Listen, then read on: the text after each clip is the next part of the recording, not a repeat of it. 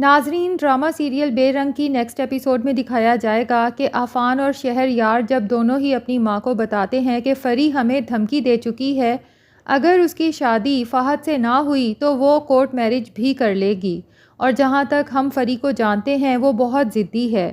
فاخرہ بیگم تو جب یہ سنتی ہیں تو بہت پریشان ہو جاتی ہیں اور اپنے بیٹوں سے کہتی ہیں کہ یہ سب فہد کا ہی کیا کرایا ہے، اس نے ہی میری بیٹی کے دماغ میں یہ ساری خرافات بھری ہے۔ تو عفان کو بھی اپنی ماں کی بات سن کے غصہ آ جاتا ہے کہ ممی آپ ایسا کیوں کرتی ہیں؟ اگر میں کچھ کہتا ہوں تو آپ کہتے ہیں اسے اینی نے سکھایا ہے، شہر یار کچھ کہتا ہے تو آپ کہتی ہیں اسے ایمل نے سکھایا ہے، اور اب آپ کی بیٹی اگر کچھ کہہ رہی ہے تو آپ کو لگتا ہے اسے فہد نے سکھایا ہے۔ کیا آپ کے بچوں کے پاس دماغ نہیں ہے؟ ہم لوگ خود بھی سوچ سکتے ہیں، سمجھ سکتے ہیں اور اپنی زندگی کے بارے میں فیصلہ بھی کر سکتے ہیں، لیکن فاخرہ بیگم بضد ہیں کہ میں نے اپنی بیٹی فری کی اتنی اچھی پرورش کی ہے کہ وہ کبھی ایسا سوچ ہی نہیں سکتی۔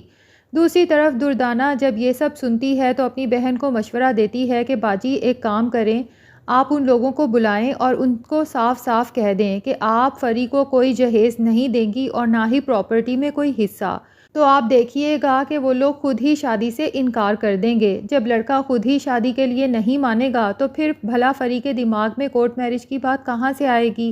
فاخرہ کو تو اپنی بہن کا آئیڈیا اتنا پسند آتا ہے کہ اپنے بیٹوں کو فوراً کال کر کے کہتی ہیں کہ میں فہد کو کھانے پہ بلا رہی ہوں، اور دردانہ کے ذمے ہی لگا دیتی ہیں کہ تم شام کو اچھے سے کھانے کا انتظام کر لینا، میں آج ہی فہد اور اس کی ماں کو یہ بات کہہ دوں گی، جب لڑکا خود ہی پیچھے ہٹ جائے گا تو اس طرح فری کے سامنے میں بھی بری نہیں بنوں گی۔ تو دردانہ کہتی ہے باجی آپ بے فکر ہو جائیں، میں بہت اچھا سا انتظام کروں گی، جس پر فاخرہ بیگم کہتی ہیں کہ ہاں، اتنا اچھا انتظام کرنا کہ فری کو بالکل بھی یہ نہ محسوس ہو کہ ہم لوگ ان لوگوں کو پسند نہیں کرتے، اور دردانہ سے خوش ہو کے کہتی ہیں کہ بھائی دردانہ، پہلی بار زندگی میں تم نے مجھے اتنا اچھا مشورہ دیا ہے، ایک دفعہ وہ لوگ خود ہی انکار کر دیں تو اس کے بعد میں اپنی بیٹی سے کہوں گی کہ اب ایک دفعہ تو میں نے تمہاری بات مانی، اب تمہیں میری بات ماننی ہوگی، اور پھر میں اپنی بیٹی کی شادی کسی اونچے بڑے خاندان میں کروں گی۔ تو دردانہ تو خوشی سے پھولے نہیں سماتی کہ اس کا مشورہ فاخرہ کو پسند آیا ہے، اسی لیے کہتی ہے کہ باجی میں تو آپ کو ہمیشہ ہی اچھے مشورے دیتی ہوں،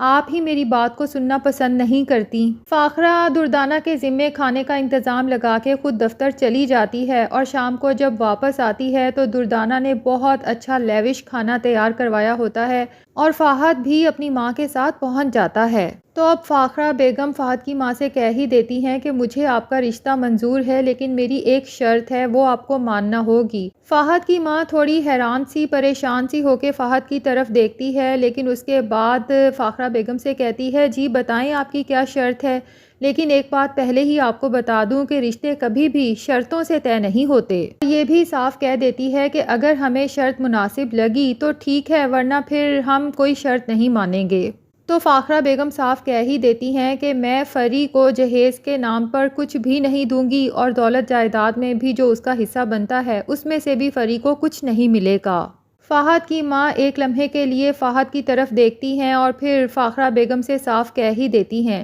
کہ ہمیں جہیز کی ضرورت بھی نہیں ہے، کیونکہ میں تو خود اس لعنت سے دور رہنا چاہتی ہوں، اور میری تو خود یہی سوچ ہے کہ بیٹی والوں سے کبھی بھی جہیز نہیں لینا چاہیے۔ اور فاخرہ بیگم سے کہتی ہے کہ یہ تو چلو فہد کی پسند تھی تو میں فری کا رشتہ لینے آ گئی، لیکن اگر میں خود بھی اپنی پسند کی بہو لاتی تب بھی اس سے کبھی جہیز نہ لیتی۔ تو فاخرہ بیگم بڑے غرور سے فہد کی ماں کو دیکھتے ہوئے کہتی ہے کہ میں نے خود بھی اپنی کسی بہو سے جہیز نہیں لیا، حالانکہ میری بہوؤں کے والدین نے بہت اصرار کیا، لیکن میں نے انہیں پہلے ہی انکار کر دیا تھا کہ ہم بیٹیاں لے کر جا رہے ہیں، جہیز کی ہمیں ضرورت نہیں ہے، کیونکہ الحمدللہ میرے گھر میں تو اللہ کا دیا ہوا سبھی کچھ موجود ہے۔ اگر میری بہوئیں کچھ لے بھی آتی تو میرے گھر میں تو اتنی جگہ ہی نہیں تھی کہ ہم ان چیزوں کو کہیں رکھ سکتے۔ اب اینی کو تو فاخرہ بیگم کی یہ بات بہت بری لگتی ہے، تو وہ غصے سے عفان کی طرف دیکھتی ہے، حالانکہ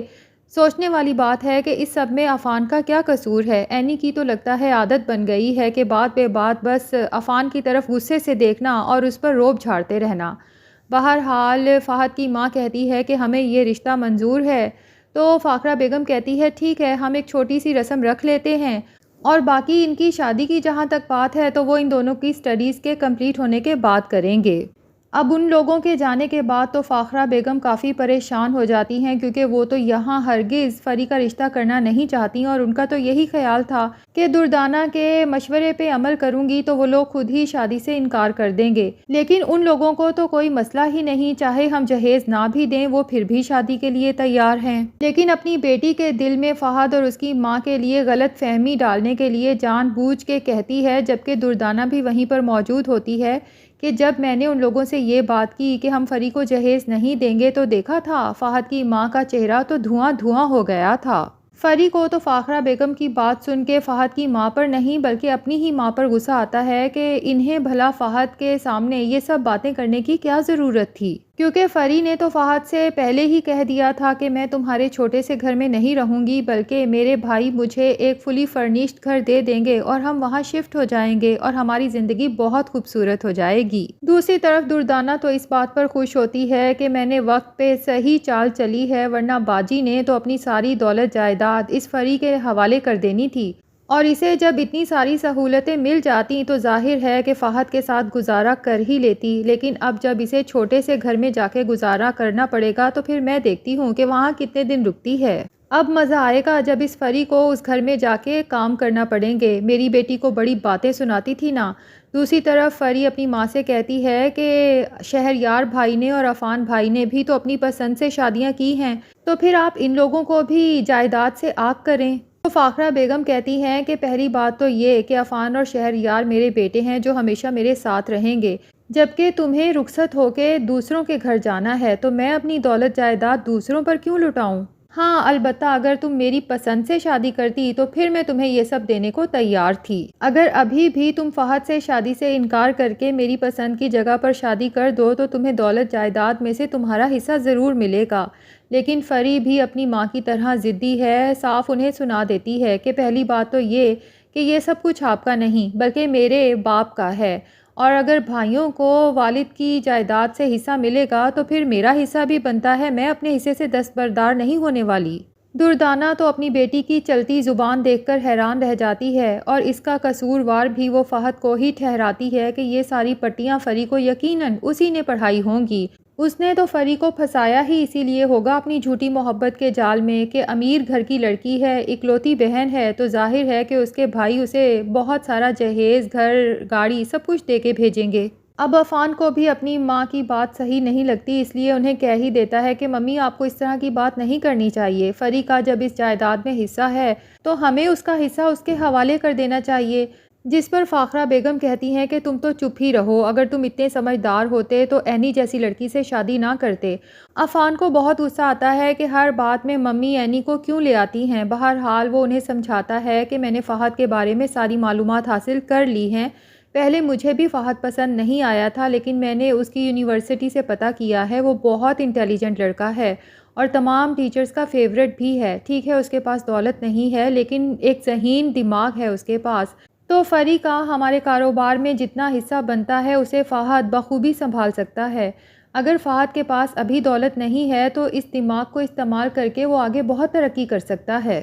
فاخرہ بیگم سب کے چلے جانے کے بعد سوچتی ہیں کہ میں نے بھی آگے چل کے ایسی چال چلنی ہے کہ فہد اور اس کی ماں خود ہی اس شادی سے انکار کر دیں گے، لیکن فی الحال اپنے گھر والوں کے سامنے برا نہیں بننا چاہتی، اس لیے فری کے لیے جو چھوٹی سی رسم رکھی ہے اس کو دھوم دھام سے کریں گی تاکہ سب کو یہی لگے کہ ممی تو اب اس رشتے سے خوش تھیں، اگر انکار ہوا بھی ہے تو فہد اور اس کی ماں کی طرف سے ہوا ہے۔ دوسرا یہ کہ فاخرہ بیگم کو یہ بھی ڈر ہے کہ ابھی اگر وہ رشتے سے انکار کر دیتی ہیں تو فری غصے میں آ کے کوئی غلط قدم بھی اٹھا سکتی ہے، جس کی وجہ سے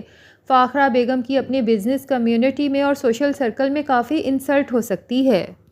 دوسری طرف فہد کی ماں بھی گھر جا کے اپنے بیٹے سے کہتی ہے کہ دیکھ لیا کیا کہا ان امیر زادوں نے کہ اپنی بیٹی کو جہیز اور جائیداد میں سے حصہ نہیں دیں گے، تو فہد اپنی ماں سے کہتا ہے کہ آپ بے فکر ہو جائیں کیونکہ فری نے مجھے پہلے ہی کہا تھا کہ وہ نہ صرف اپنی جائیداد سے حصہ لے گی بلکہ ایک بڑا گھر اور گاڑی بھی اپنے ساتھ لے کے آئے گی۔ فہد کی ماں کہتی ہے کہ چلو دیکھتے ہیں کیا ہوتا ہے، بہرحال ابھی تو ہمیں منگنی کے لیے ان کے شایان شان انتظام کرنا پڑے گا، اور ان کے اسٹیٹس کے مطابق ان کے لیے گفٹس اور چیزیں بھی خریدنا پڑیں گی، لیکن ساتھ ہی پریشان ہوتی ہیں کہ پتہ نہیں اتنے پیسے کہاں سے آئیں گے۔ فہد سے کہتی ہیں کہ وہ لوگ تو عام حالات میں بھی اتنے مہنگے اور اچھے کپڑے پہنتے ہیں، تو شادی کے لیے تو بہت ہی مہنگے کپڑوں کی ضرورت ہوگی جو گفٹ کے طور پہ انہیں دینا پڑیں گے، اور پھر فری کا جوڑا بھی شاید ہمیں ہی لینا پڑے۔ لیکن فہد جو کہ ایک سمجھدار لڑکا ہے اپنی ماں کو سمجھاتا ہے کہ آپ اس طرح کی ٹینشنز نہ لیں، انہیں ہماری حیثیت کا پتہ چل چکا ہے اور ہم اپنی حیثیت کے مطابق ہی گفٹس دیں گے، اور ویسے بھی فری سے میری بات ہو چکی ہے، وہ اپنی منگنی کے ڈریس جیولری کا انتظام خود ہی کرے گی۔